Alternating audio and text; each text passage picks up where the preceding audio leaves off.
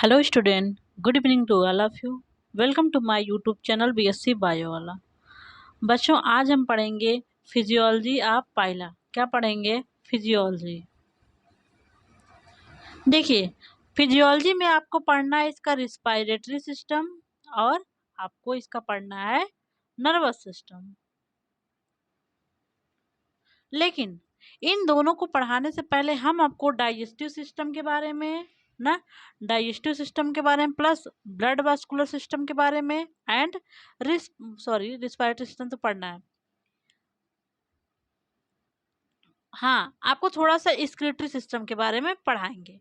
ठीक है, थोड़ा थोड़ा बस थोड़ा थोड़ा नॉलेज देंगे ताकि आपको कोई भी समस्या आगे कोई भी कंफ्यूजन ना हो, आपका पूरा का पूरा कॉन्सेप्ट क्लियर हो। तो बच्चों आइए देखते हैं हम लोग digestive system of Pila. Digestive system of Pila पढ़ने से पहले आपको याद ही होगा कल हमने इसका पाइला का क्या पढ़ा था? External morphology. क्या पढ़ा था एक्सटर्नल मॉर्फोलॉजी में? एक्सटर्नल मॉर्फोलॉजी में आपने क्या पढ़ा था? हेड पढ़ा था, फुट पढ़ा था, विसरल मास पढ़ा था ना, विसरल मास पढ़ा था और पैलियल कॉम्प्लेक्स पढ़ा था, ये सब पढ़ा था ना। और जो उनका ब्रांकियल चैम्बर था और लेफ्ट पल्मोनरी चैम्बर था, उसमें क्या क्या आर्गन थे हम लोगों ने वो सब सारा डिटेल में पढ़ लिया था। और सेल पढ़ा था ना, आपने मार्फोलॉजी पढ़ लिया था अच्छे से। ठीक, आइए आज देखते हैं इसका फिजियोलॉजी। ओके, वो वाला लेक्चर अगर आपने कंप्लीट नहीं किया हो तो जाके वो वाला लेक्चर कंप्लीट कर लीजिए। ओके, देखिए डाइजेस्टिव सिस्टम में इसका जो एलिमेंट डाइजेस्टिव सिस्टम आप पहला है, जो इनका एलिमेंट्री कैनाल है वो फोर गट, मिड गट और हाइंड गट में डिवाइड होता है ना। फोर गट में इसका क्या होगा? फोर गट में इसका बकल कैविटी होगा और ओइसोफेगस होगा। क्या क्या होगा? बकल कैविटी होगा और ओइसोफेगस होगा। माउथ किस में खुलता है? बकल कैविटी में, बकल कैविटी ओइसोफेगस में।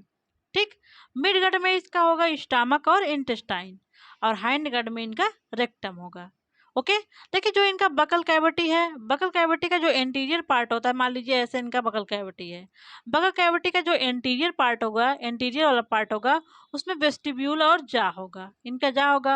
और जो पोस्टीरियर पार्ट होगा यहाँ पे ओडोंटोफोर और टंग मास होगा। और जो यहाँ पे एक बीच में जो सैक होगा उसको बोलते हैं रेडुलर सैक, जिसमें रेडुला प्रेजेंट होता है। रेडुला क्या है? Respiring argon. इसको रेस्ट करने में, किसी चीज को रेस्पिंग करने में रेडुला हेल्प करता है।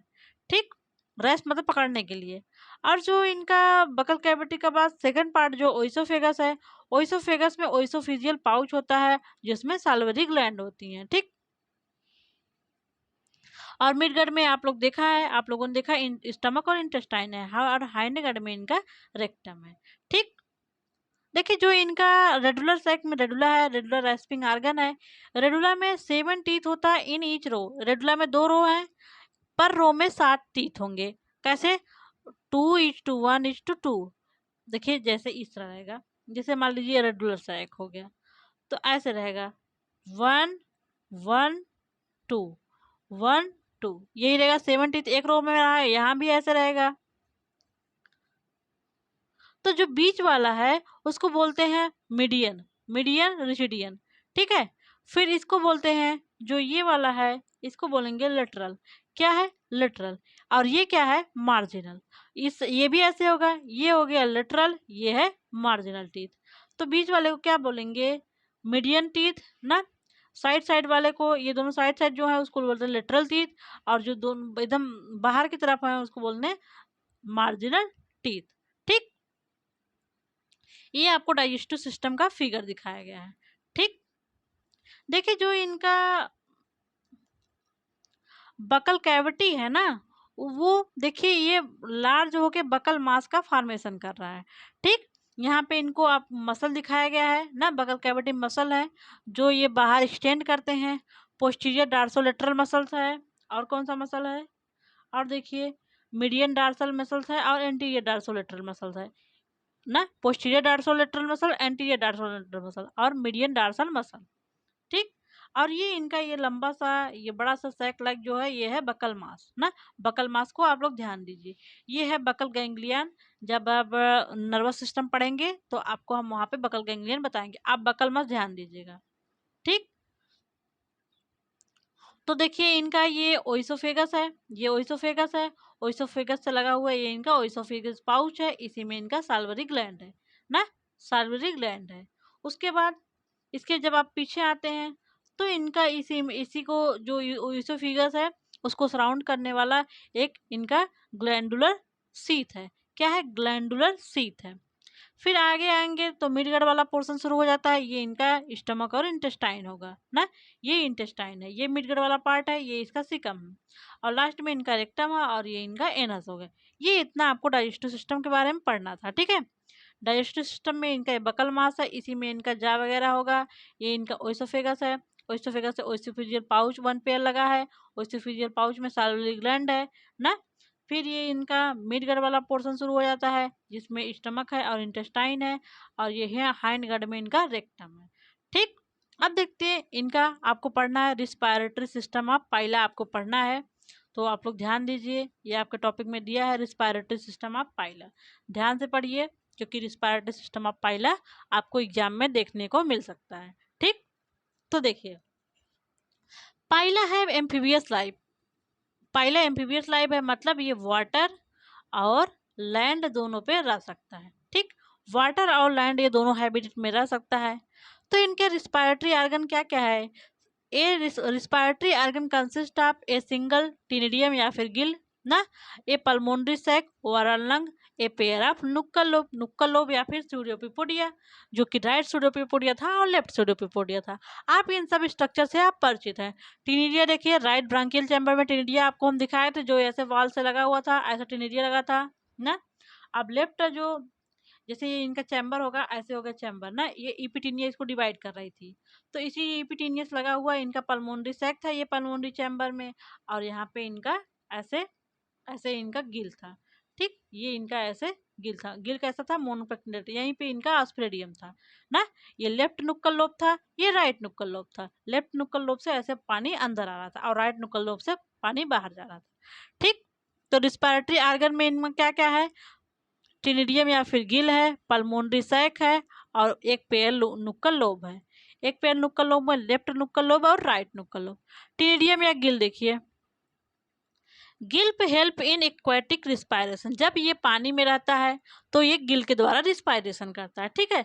एक्वेटिक मोड ऑफ रिस्पायरेशन किसके द्वारा होता है? गिल के द्वारा। Gill present at dorsolateral wall of branchial chamber, जैसे मान लीजिए ये ब्रांकियल चैम्बर है ना, ये ब्रांकियल चैम्बर है, ब्रांकियल चैम्बर के डार्सोलेटरल वॉल में ऐसे ही गिल प्रेजेंट था ना, आपने फिगर में देखा था, कल वाले फिगर में दिखाया आपको, देखिए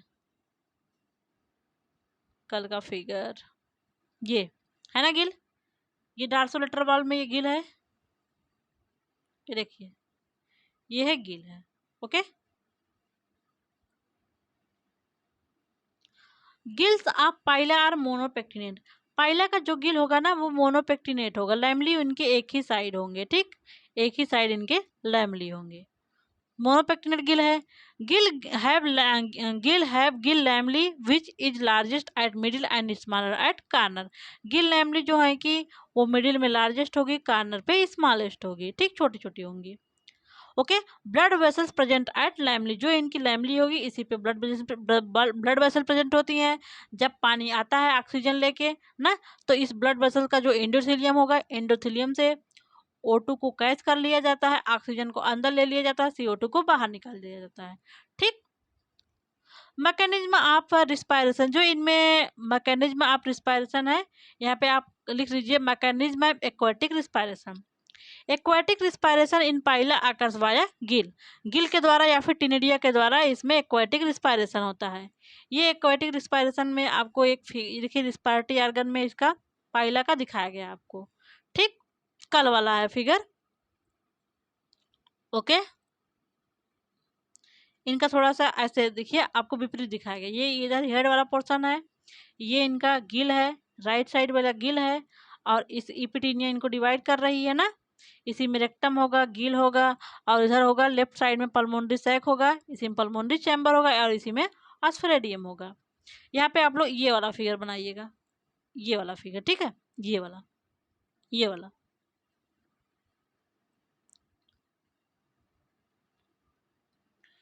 तो इसमें जो रिस्पायरेशन है वाटर मोड में रिस्पायरेशन किसके द्वारा हो? गिल के द्वारा, ठीक है। एक जो इनका एक्वाटिक रिस्पायरेशन है गिल के द्वारा होता है, इसीलिए इस रिस्पायरेशन को बोलते हैं टिनिडियल रिस्पायरेशन, क्योंकि ये टिनिडिया या फिर गिल के द्वारा ये रिस्पायरेशन हो रहा है, इसलिए इसको एक टिनिडियल रिस्पायरेशन बोल रहे हैं। अब देखिए आप लोग मैकेनिज्म ऑफ एक्वाटिक रिस्पायरेशन, इनमें एक्वाटिक रिस्पायरेशन का मैकेनिज्म क्या है देखिए। When Pila is in water या फिर तो एक्वाटिक रिस्पायरेशन यहाँ पे होता है, ठीक। At this time head and foot is fully expanded, इनका और हेड और फुट जो इनका माउथ है उससे बाहर आ जाएंगे, ठीक। फिर आगे क्या होगा, both nuchal lobe increases in size, जो इनका लेफ्ट और राइट वाला नुक्कल लोब है ये अपने साइज में बड़े हो जाएंगे, ठीक। आगे क्या हुआ,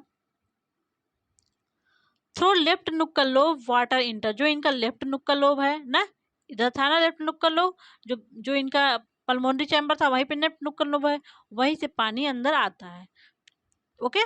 first water come in contact of osphradium, देखे थे आपने बगल में ऑस्प्रेडियम था, फिगर है कि नहीं पास में, देखिए लेफ्ट नुक्कल लोब से, देखिए लेफ्ट नुक्कल लोब है, यहाँ से पानी आ रहा है और यही ऑस्प्रेडियम है ना। ऑस्प्रेडियम क्या करेगा, केमिकल नेचर ऑफ वाटर को चेक करेगा, देखिए पानी यहाँ पे आ रहा है ना, वाटर करंट पल्मोनरी सैक में आया, तो ऑस्प्रेडियम इनके वाटर केमिकल नेचर वाटर को चेक किया, ठीक है। आगे क्या होगा देखिए, फिर क्या होगा, first water come in contact of osphradium which test chemical nature of water, now water into enter the mantle cavity, अब वाटर मेंटल कैविटी में इंटर करेगा एंड पासेस ओवर एपिटीनिया, जो एपिटीनिया था जो दोनों चैम्बर मेंटल कैविटी को दो भाग में डिवाइड कर रहा था, एपिटीनिया पे पानी आता है ना, इनटू द ब्रांकियल चैम्बर, अभी पानी ब्रांकियल चैम्बर में है, तो क्या करता है, to bath endothelial layer of blood space of ctenidia, जो टिनिडिया पे गिल पे जो इंडोथीलियल लेयर है उस पे ये पानी जाता है ना। टिनिडिया टेक्स O2 ना in from H two water current, टिनिडिया क्या करता है, जो वाटर करंट टिनिडिया पे आ रहा है, टिनिडिया क्या करेगा, ऑक्सीजन को अंदर ले लेगा और CO2 को बाहर कर देगा, तो क्या है इसमें, ctenidia takes O2 in from water current and give out CO2 which diffuse into water, CO2 water में डिफ्यूज हो जाता है, through right nuchal lobe water current goes outside of the body, तो ये इनका एरियल एक्वाटिक रिस्पायरेशन था, ये इसका डायग्रामेटिक रिप्रेजेंटेशन है। देखिए आप लोग पहले देखिए वाटर करंट आया, पहले आपको यहाँ फिगर में बता देते हैं एक बार ना, ये इनका एक्वाटिक वाला है, ये इनका एरियल वाला है, ठीक। दो फिगर हमने सेट किया था, हाँ ऊपर नीचे हो गया, ठीक है। देखिए ये इनका हेड वाला पोर्शन है, इसको छोड़ दीजिए, यहाँ पे नुक्कल लोब है ना ऐसे रहेगा, यहाँ पे ऐसे दिया गया, ठीक है।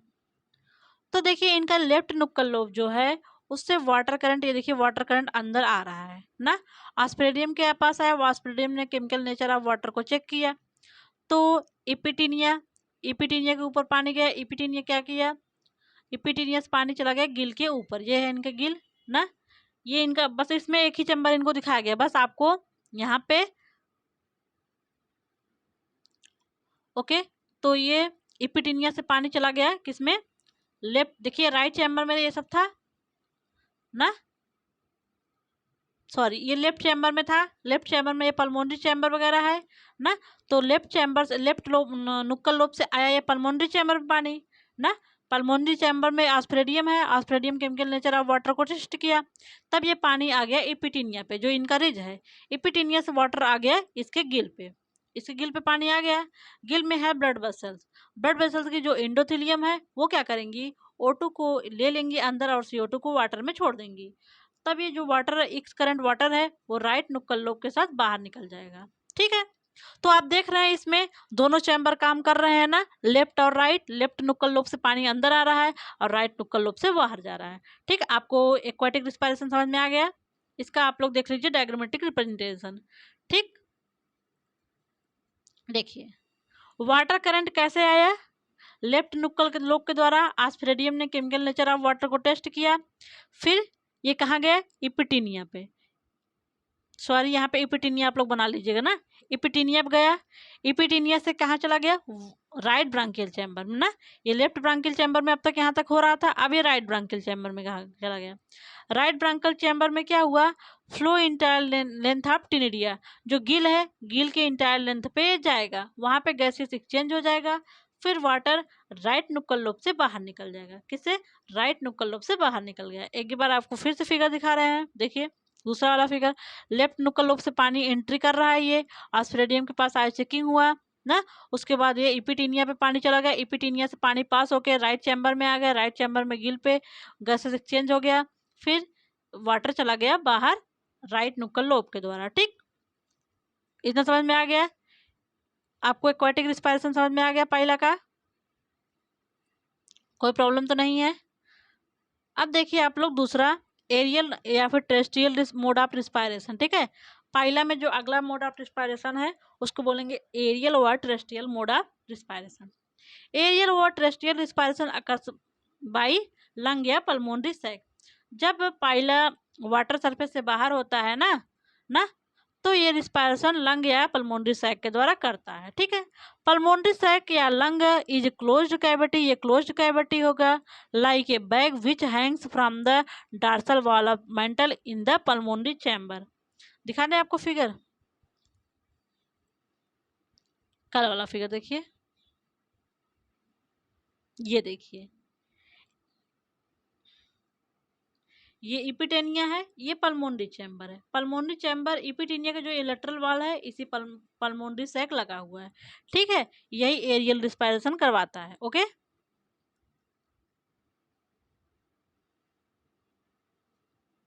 तो देखिए एरियल और टेरेस्ट्रियल रिस्पायरेशन किसके द्वारा होता है, पल्मोनरी सैक या फिर लंग के द्वारा। पल्मोनरी सैक और lung is a closed cavity like a bag which Hanks from the dorsal wall of the mental of the pulmonary chamber ना। Wall of pulmonary sac is highly vascularized that is supplied by blood vessel। जो pulmonary sac है ना, उसका wall highly vascularized है ना, यहाँ पे ढेर सारी ब्लड वेसल्स होती हैं। ठीक, pulmonary sac communicate with pulmonary chamber by न्यूमोस्टोम। न्यूमोस्टोम मैंने आपको एक्सटर्नल मॉर्फोलॉजी में बताया था, तो मैंने बताया था आपको न्यूमोस्टोम आगे बताएंगे। देखिए जो पल्मोनरी सैक है, यह पल्मोनरी सैक है, पल्मोनरी चैम्बर से न्यूमोस्टोम के द्वारा, ये न्यूमोस्टोम है, इसी के द्वारा ये कनेक्ट होता है। ठीक, अब मैकेनिज्म आप एरियल रिस्पायरेशन, एरियल रिस्पायरेशन का आप लोग मैकेनिज्म देखिए। देखिए when cell is out of water ना, जब ये आउट ऑफ वाटर है तो ये इनका क्या करता है, जो लेफ्ट नुक्कल लोब है उनका left nuchal lobe respiratory siphon बना लेता है ना।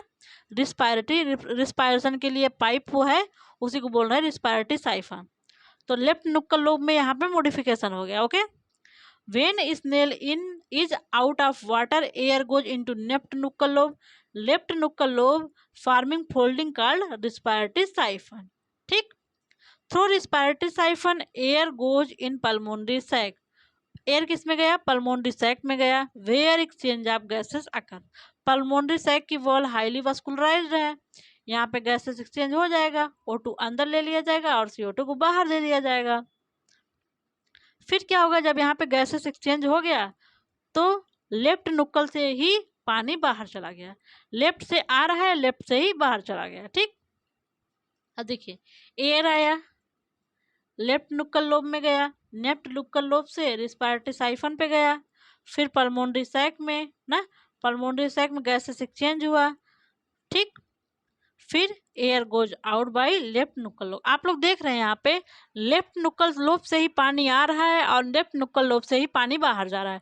लेकिन जो इनका एक्वाटिक रिस्पायरेशन था, इसमें पानी नहीं, एयर, सॉरी एयर, जो इनका एक्वाटिक मोड ऑफ रिस्पायरेशन था उसमें जो वाटर था जो कि ऑक्सीजन को लेकर आ रहा था, वो लेफ्ट साइड से आ रहा था, राइट साइड से बाहर निकल रहा था। इसका मैकेनिज्म आप लोग देखिए, देखिए जो लेफ्ट नुक्कल लोब है इनका, वो रिस्पायरेटरी साइफन बना दिया, एयर इसके साथ अंदर आ रही है। ठीक, एयर अंदर आएगी तो ये देखिए इसका पल्मोनरी सैक है, ये हाईली वस्कुलराइज्ड है, यहाँ पे ब्लड वेसल्स वगैरह है, देखिए आर्किल इसका, ये वेंट्रिकल है, तो यहाँ पे गैसेस एक्सचेंज हो जाएगा, ये ब्लड वेसल्स के द्वारा गैसेस एक्सचेंज हो जाएगा। ठीक है, तो जो पॉल्यूटेड एयर है ना, वो फिर इसी चैम्बर से बाहर निकल जाएगा। लेकिन यहाँ पे क्या हो रहा था, लेफ्ट से बाहर पानी आ रहा था, राइट से बाहर निकल रहा था, और यहाँ पे लेफ्ट से ही आएगा, लेफ्ट से ही एयर बाहर निकलेगा। ठीक, यही इस दोनों में डिफरेंस है। आपको रिस्पायरेशन अच्छे समझ में आ गया पाइलम में, एक्वाटिक रिस्पायरेशन और टेरेस्ट्रियल रिस्पायरेशन।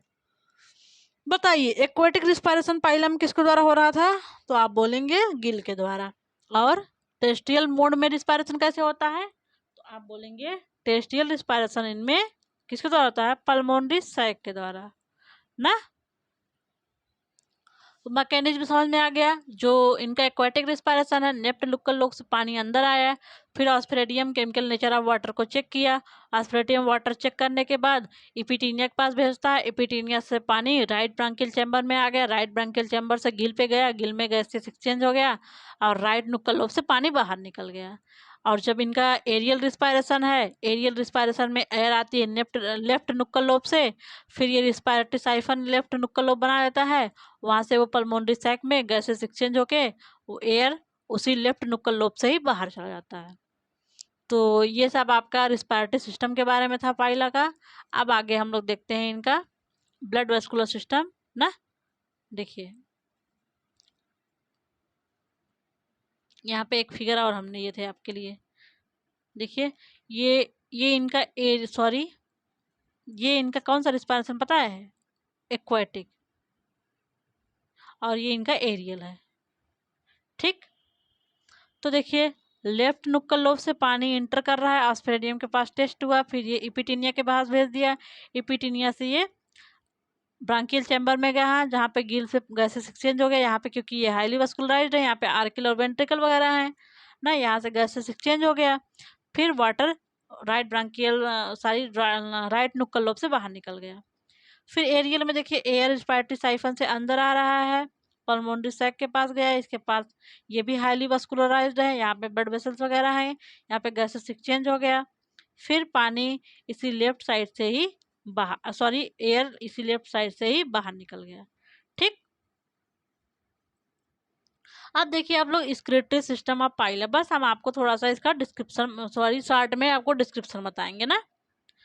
जो excretory system of Pila globosa है, there is a single large renal organ और किडनी या फिर आर्गन ऑफ बुजाइनस। इनके पास एक्सक्रीशन के लिए एक आर्गन ऑफ बुजाइनस होता है, ये आप लोग याद कर लीजिएगा, आपको वेरी शॉर्ट में आर्गन ऑफ बुजाइनस पे शॉर्ट नोट लिखने के लिए आ सकता है। ठीक, ये कहाँ प्रेजेंट होता है, जो पेरिकार्डियम इनका है, पेरिकार्डियम ना, पेरिकार्डियम के पीछे प्रेजेंट होता है। It is thick walled sac which is much lobed within. ठीक है, ये इनमें जो एक्सक्रीशन होता है उनके लिए ये आर्गन ऑफ बुजाइनस या फिर किडनी या फिर रीनल आर्गन होता है। ठीक, एक ही अकेला होता है। अब ब्लड वेस्कुलर सिस्टम देखिए, due to double mode of respiration, यहाँ पे डबल मोड ऑफ रिस्पायरेशन है, एरियल और aquatic. The blood vascular system of Plyla had very much complicated. It is of open type. इनका blood vascular system open type है। Blood vascular system में इनका क्या है, पेरिकार्डियम है, हार्ट है, आर्टरीज है, साइनस, हार्ट को सराउंड करने वाला इनका पेरिकार्डियम है। ठीक है, और क्या है, साइनस के साथ वेन्स है, through which blood flow, veins में इनका ब्लड फ्लो होता है। तो बच्चों नेक्स्ट लेक्चर में हम लोग इसका नर्वस सिस्टम देखेंगे पाइला का। कंप्लीट कर दे नर्वस सिस्टम, नहीं नर्वस सिस्टम आपको नेक्स्ट लेक्चर में कंप्लीट किया, ठीक है, ओके। तो थैंक यू सो मच बच्चों, मिलते हैं आपको नेक्स्ट लेक्चर में। नेक्स्ट लेक्चर में लेकर आएंगे आपके लिए nervous system of Pila. Okay, thank you so much.